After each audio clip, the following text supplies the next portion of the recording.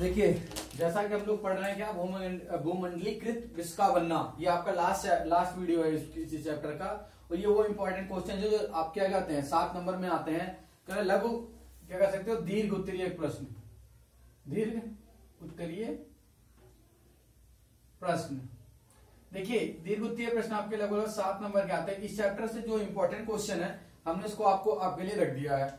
अब इनमें आप आराम से जो चाहे, मतलब कहने वाला हमने आपको टॉपिक दे दिए, ये चीजों को आपको बस इसके बारे में विस्तार से वर्णन करना है, जो आपको हम समझाएंगे। इसमें क्या है, पहला क्वेश्चन है, महामंदी से क्या आशय है, इसके मुख्य 2 कारण बताइए तथा प्रभाव लिखो। देखिए, ये बहुत ही इंपॉर्टेंट क्वेश्चन है। क्या है, इंपॉर्टेंट क्वेश्चन है, इसको आप नोट के रखिए। प्रीवियस ईयर पूछा गया है। अब महामंदी, सबसे पहले महामंदी से क्या आशय था। देखो, महामंदी से आशय ये था कि उस समय क्या था, विश्वव्यापी मंदी की शुरुआत हो चुकी थी 1920 के दशक में। कहने का मतलब क्या है, 1920 के दशक में महामंदी की स्थिति स्टार्ट हो गई थी, मतलब मंदी की शुरुआत हो चुकी थी। और क्यों हुआ था, कारण आपको भी पता है, उत्पादन ज्यादा हो गया था और युद्ध के कारण क्या हुआ, व्यापार दूसरे बाजारों में नहीं जा पा रहा था, सामान उत्पाद बढ़ गया, उसका खपत नहीं हो पाया। उसके साथ साथ आपकी बहुत सारी चीजें थी जो कारण थी, जिसमें सबसे बड़ा कारण युद्ध का होना। देखिए, ये महामंदी की ओर गए। क्यों, क्योंकि क्या हो रहा, किसान ऋण में थे, देश कर्जे में था और सारी चीजें चले गई, इसी कहते हैं महामंदी। इसके 2 कारण थे प्रभाव। पहला कारण क्या था, कृषि क्षेत्र में अति उत्पादन के कारण कृषि उत्पादों की कीमत निरंतर गिरती चली गई और खरीदारों के अभाव में कृषि उपज पड़ी सड़ने लगी। देखिए, क्या था, कृषि के क्षेत्र में अति उत्पादन, मतलब बहुत अधिक उत्पादन के कारण कृषि उत्पादों के उत्पादों जो थे, या कृषि के उत्पाद जो थे, कीमतों में निरंतर गिरावट आ गई। और जब गिरावट चली आई तो खरीदारों के अभाव में क्या हो गया, कृषि की उपज बड़ी सड़ने लगी। इसका सीधा एग्जांपल है, अपने यहाँ जब लॉकडाउन लगा था तो आप देख रहे थे, गांव की जो सब्जियां थी जो बाहर नहीं जा पा रही थी, गांव में कोई सब्जी खरीद रहा था, नहीं खाता, लेकिन उत्पादन क्या बढ़ रहा था। और जब किसी चीज की उत्पादन बढ़ जाती तो अपने आप मार्केट में क्या होता है, उसका दाम घट जाता और खरीदार क्या हो जाते हैं, कम हो जाते हैं, जिसकी वजह से क्या हो जाता, सब्जियां बड़ी सड़ने लगी थी।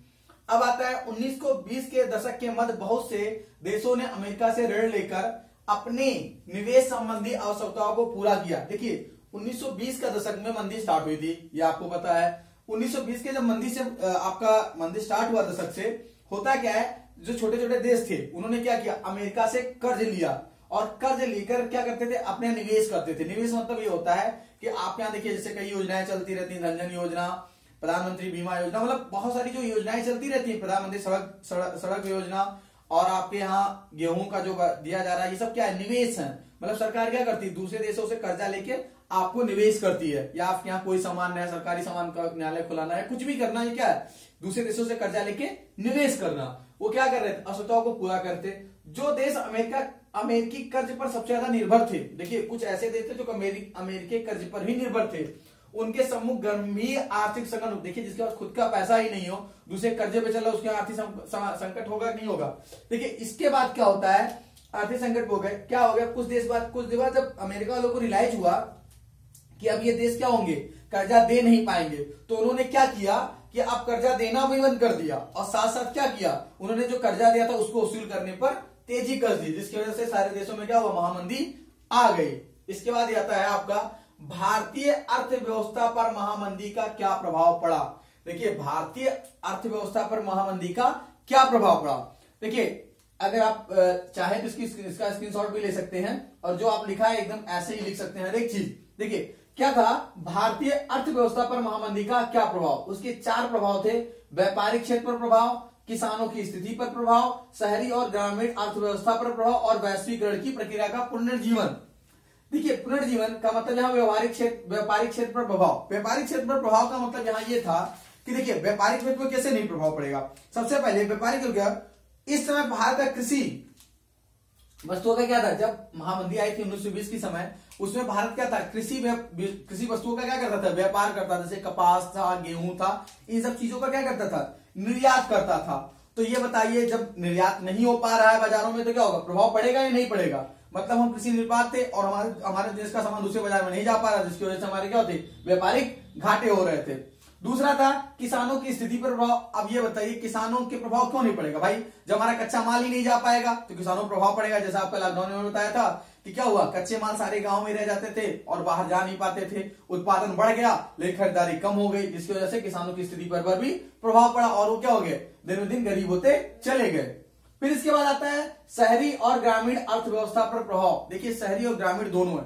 अब देखिए क्या होता था, जब आपके जो ग्रामीण अर्थव्यवस्था थी, कहने मतलब जो ग्रामीण से जो उत्पादन की चीजें थी वो शहर तक पहुंच नहीं पा रही थी, और जब शहर तक पहुंच नहीं पा रही थी तो गांव शहर के पहुंच नहीं पाई तो ग्रामीण लोगों के धनार्जन नहीं हुआ, उनके खरीदार कम हो गए और इससे क्या हुआ, उनकी स्थिति खराब हुई गाँव की। और इसी हिसाब से शहर का क्या हुआ, शहर में सब्जियां नहीं पहुंची। अब कम चीजें होने पर क्या होगा, उसके मूल्य ज्यादा देना पड़ा, और जब ज्यादा देना पड़ता है तो क्या हो गया, उनकी अर्थव्यवस्था बेकार हो गई। कहने का मतलब दोनों की अर्थव्यवस्था पर बहुत ज्यादा प्रभाव पड़ा। फिर आता है वैश्वीकरण की प्रक्रिया का पुनर्जीवन। वैश्वीकरण की प्रक्रिया का पुनर्जीवन, ये देखिए ये कह सकते हैं बहुत ही अच्छा था। मंदी के दौर में प्रभावित भारतीय बहुमूल्य वस्तुओं का विशेषकर सोने का निर्यात करने लगा। देखिए जब भारत, आपको पता है पहले भी सोने की चिड़िया हुआ करती थी, ठीक है। होता क्या है कि जब भारत ने क्या वैश्वीकरण क्रिया में क्या किया, उसने क्या किया, सोने का निर्यात करने लगा, जिसकी वजह से क्या हुआ, ये भी आप समझ सकते हैं मंदी के दौर में निर्णय किया। अब भारतीय सोने के निर्यात को भी वैश्विक अर्थव्यवस्था पुनर्जीवित करने की क्या मिला, सहायता मिली। वैश्वीकरण की प्रक्रिया का पुनर्जीवन, देखिए इसको एक बार फिर समझ लेते क्या होता है। जब भारत पूरे महामंदी चल रही थी देशों में, तो होता क्या है कि भारत उस समय क्या कर, सोने बहुत सोना भारत के पास बहुत था, आपको भी पता बहुत सोने, उसने क्या किया, इसको निर्यात करने लगा और सोने का निर्यात करके उसने अपने आप को पुनर्जीवन में ले आया, क्योंकि अर्थव्यवस्था बहुत ज्यादा खराब थी। इसके बाद है ब्रेटन वुड्स समझौता क्या अर्थ है, ये क्या है, मोस्ट इंपॉर्टेंट 2020, 21 और 22 में पूछा गया है।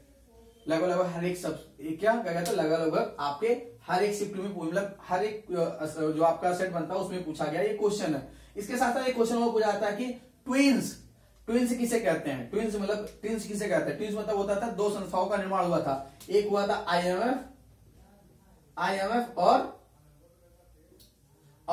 WB मतलब वर्ल्ड बैंक, इन दोनों का क्या किया गया था, निर्माण हुआ था। अब ब्रेटन वुड्स समझौता का क्या था, लाभ और घाटे से निपटने के लिए मुद्रा कोष की स्थापना की गई थी। देखिए उस समय क्या था, जब मंदी चल रही थी तो क्या किया था, लाभ और घाटे की चीजों को निपटने के लिए मुद्रा कोष की स्थापना की गई थी। कोई देश क्या करे, यदि घाटी में जा रहा है तो उसको कुछ लोन देकर उसकी अर्थव्यवस्था को फिर से जीवित करना। यदि लाभ है, उसके बाद लाभ है तो क्या करता था, आईएमएफ में दे देता था, देखा आईएमएफ को रास्ता बता देता था। मतलब कहने का मतलब ये है, जैसे हम बैंकों से लोन लेने जाते कब जाते हैं, हमारा पैसा नहीं रहता है, तो ये क्या कर रहा था, ये सभी देशों को लोन दे रहे थे और क्या प्रोवाइड कराते हैं उनकी अर्थव्यवस्था को ठीक करने में। अंतरराष्ट्रीय पुनर्निर्माण एवं विकास के लिए, देखिए अंतरराष्ट्रीय जिस तरीके से सबकी अर्थव्यवस्था खराब हो गई थी, उनके अंतरराष्ट्रीय पुनर्निर्माण मतलब उनके निर्माण को फिर से बल देने के लिए उन्होंने क्या किया था, WBC मतलब क्या था, इंटरनेशनल मॉनेटरी फंड और वर्ल्ड बैंक, इन दोनों का स्थापना किया गया था। इन्हें क्या कहता है, ट्विन सिस्टर्स भी कहा जाता है। इसके बाद आता है विश्व अर्थव्यवस्था ने कैसे स्थान ग्रहण किया, इस तकनीकी का क्या योगदान है। देखिए ये भी काफी इंपॉर्टेंट क्वेश्चन है, ठीक। क्या था, विश्व अर्थव्यवस्था से प्राय विश्व के संपूर्ण देशों की अर्थव्यवस्था पर आधारित अर्थव्यवस्था का बोध होता है। देखिए जब आप विश्व अर्थव्यवस्था का नाम लेते हैं तो क्या होता है कि संपूर्ण विश्व के बारे में आप बात कर रहे हैं, ठीक है। कहने का मतलब क्या है कि सभी विश्व की सारी चीजों के बारे में बात कर रहे हैं। विश्व अर्थव्यवस्था से प्राय विश्व के संपूर्ण देशों की अर्थव्यवस्था पर आधारित अर्थव्यवस्था का बोध होता है। मतलब हमें जो ज्ञात होता है, जब आपसे कोई विश्व की अर्थव्यवस्था कहता है तो आप किससे ज्ञात करते हैं, संपूर्ण विश्व की अर्थव्यवस्था जानते हैं। इस प्रकार वैश्विक अर्थव्यवस्था को विश्व समाज की अर्थव्यवस्था भी कहा जाता है। जैसे इसमें एक शब्द है वैश्विक, देखिए इस प्रकार वैश्विक अर्थव्यवस्था को क्या कहा जाता है, विश्व समाज की अर्थव्यवस्था भी कहा जाता है। उसके बाद क्या है, जबकि राष्ट्रीय अर्थव्यवस्थाएं क्या कहलाती है, स्थानीय अर्थव्यवस्थाएं कहलाती हैं। देखिए ये तो गए इसमें तकनीकी का क्या योगदान है। देखिए तकनीकी का ये योगदान था, यदि तकनीकी जैसे आज का, पहले क्या होता था, हम बैलगाड़ी से खेत को जोतते थे, आज हमारे पास ट्रैक्टर है, बहुत सारे आधुनिक सामान आ गए।